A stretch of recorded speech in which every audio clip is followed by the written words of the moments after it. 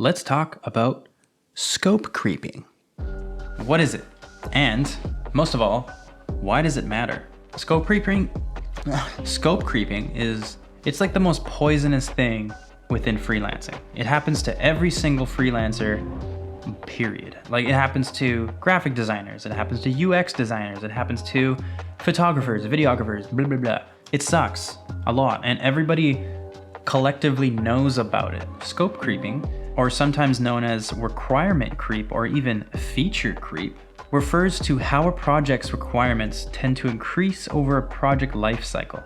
For example, what once started as a single deliverable becomes 5, or a product that began with 3 essential features now must have 10.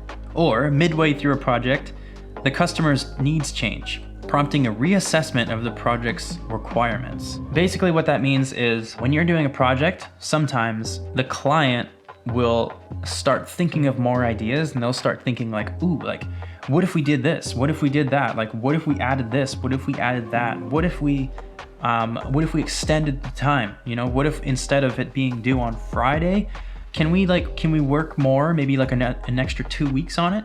All of a sudden becomes this like thing that is way more than you anticipated, or even way more than you're getting paid to do. When you have a budget and you're like, I know I'm getting paid X amount for this project, and you know that you're putting in X amount of time.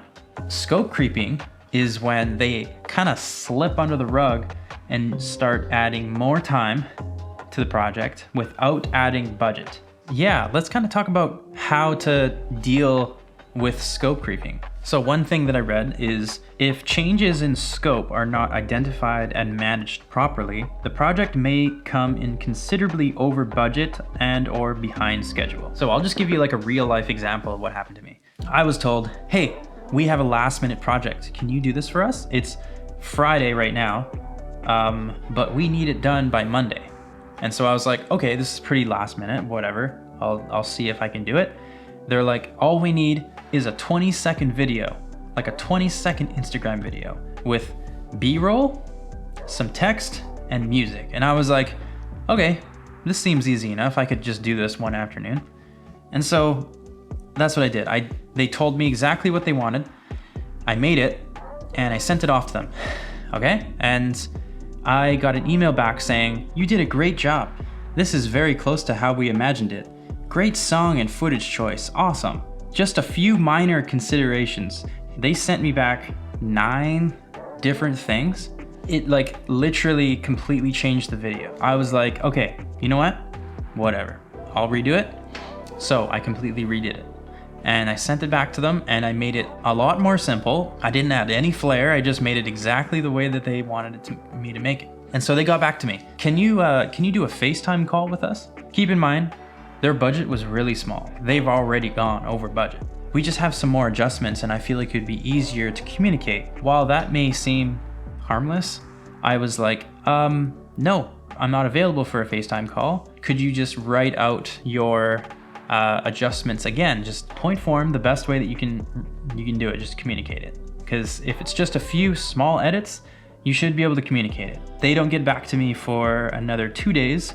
We're already past the deadline, which is like really weird, obviously. They finally get back to me and they're like, hey, could we possibly extend the deadline another week or 2? And they're like, we just feel like it needs more time to kind of work, you know, and I just feel like there's a lot more things that we want to consider. And so usually you have 1 or 2 choices. You can be like, F you, see you later, or you can be like, okay, yeah, I think I'll go along with this. And that's what a lot of that I say beginners, but I mean me when I was starting, I would be like, oh, this sucks, but okay, fine, I'll get through it. I need the money. This time I was like, not this time.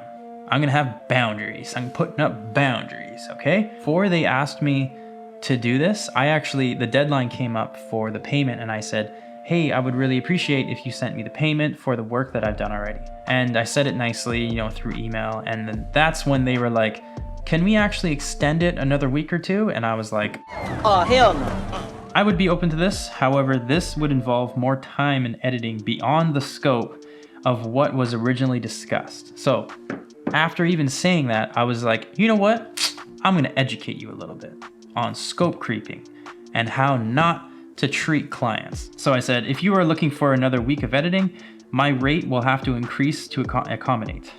We can discuss the budget if you're interested. If not, I understand. However, I still require the payment, which is for the time and editing that I have already supplied. Any further will have to be an additional cost, as I previously said. We can keep going forward if you want, but you have to pay me for my time because I already gave you the time that we agreed upon. And so after that email, they actually just said, okay, we understand. I think we'll move on from here and we'll send you the payment. And so they did. They did pay me, which was really nice, and they moved on. I can't really take that as a loss because I'm like, you know what? I did this. You paid me for this. Take it. You can adjust it. You can remake it however you want with someone else, but I'm not being any more involved. Instead of being like, F you, man, like how dare you take advantage of me? I was like, you know what? I'm gonna educate you a little bit, how to talk to freelancers and how to like understand my time and how valuable our time is. So you kind of have to do that with certain clients. You have to communicate to them. Like you know, you don't want to be like condescending. You don't want to like mansplain it to them, but you want to kind of educate them a little bit because a lot of people don't understand. They don't understand how this system works. Okay, so you kind of have to communicate that to them in a nice way. I'm not a cutthroat person. I'm not a mean person. I am not a very direct person. When it comes down to this kind of stuff, yeah, I can be pretty defensive because I'm just like, I've seen enough of my friends get taken advantage of. I've been taken advantage of many, many times, and I am just tired of it. And I don't want it to happen anymore, and I don't want it to happen to anybody else. So we just have to keep educating ourselves on this industry, and we have to stand up for this industry, because if we are just letting people take advantage of our time, it's just gonna make this industry look weak and feeble, and it's just gonna like discredit us for what we do. Because we are artists, but we are also business people. We are selling a product, okay? I'll give you this visual just to kind of wrap it up here because it's kind of fun. And yeah, that wave looks very scary. And if you do client work, you will deal with this. But you just have to learn to know your value and how to communicate your value and how to say no to certain things and how to say yes to certain things and how to say no politely in certain ways. Because you're like, you know what? I'm going to be professional and I'm also going to have some self-worth and I'm not going to take it personally. You think you're just going to come up in here and like take advantage of me and stuff and get pitted, bro? Come on. Anyways.